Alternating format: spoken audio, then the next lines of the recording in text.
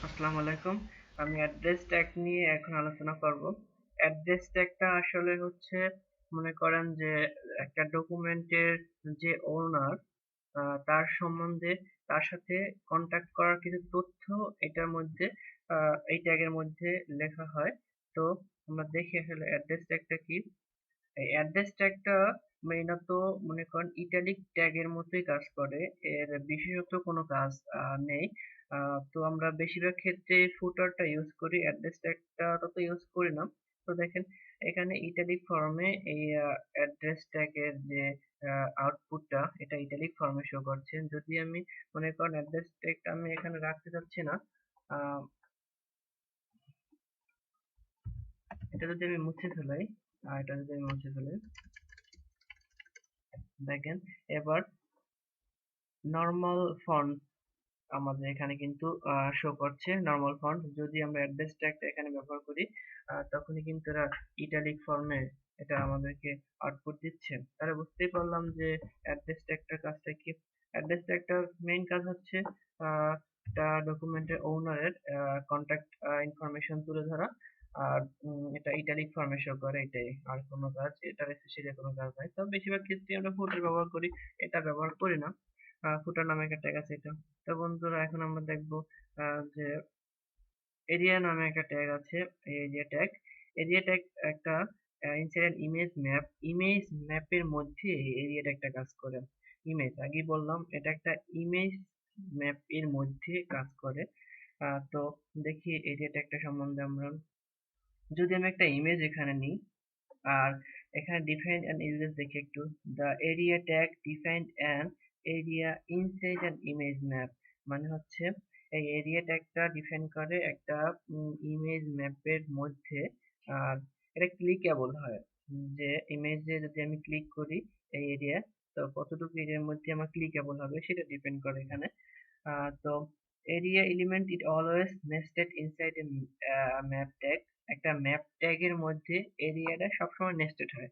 Nested বলতে বোঝায় যে একটা মেথডের মধ্যে যদি আমার একাধিক মেথড কাজ করে, মনে করেন একটা ইমেজের মধ্যে যদি আমার একাধিক অপশনটা কাজ করবে, যেহেতু এটা ইমেজ ম্যাপের মধ্যে এরিয়াটা একটা কাজ করবে, মানে হচ্ছে ইমেজ এরিয়ার মধ্যে আমি নেস্টেড এরিয়া করব, মানে একাধিক এরিয়া করব, সেই এরিয়া আলাদা আলাদা কাজ করবে, সেটা হচ্ছে নেস্টেড এরিয়া।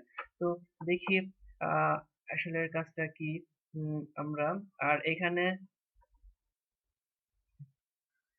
ইমেজ, আমি একটা ইমেজ বসাইলাম এখানে। আর ইউজ ম্যাপ, এই যে আইডিটা প্ল্যানেট ম্যাপ, এই প্ল্যানেট ম্যাপটা আর এই ম্যাপের সাথে একটা রিলেশন তৈরি করে। আর এখানে ইমেজের উইডথ আছে 145, হাইট আছে 126 এবং অল্টার প্ল্যানেট অল্টারনেটিভ, যেটা মানে হচ্ছে যদি আমার ইমেজটা কোনো ব্রাউজার সাপোর্ট না দেয় তাহলে অল্টার যে টেক্সটটা লেখা থাকে ওইটা আমাদের আউটপুট দেখায়, এই জন্য আমরা অল্টার ব্যবহার করে থাকি।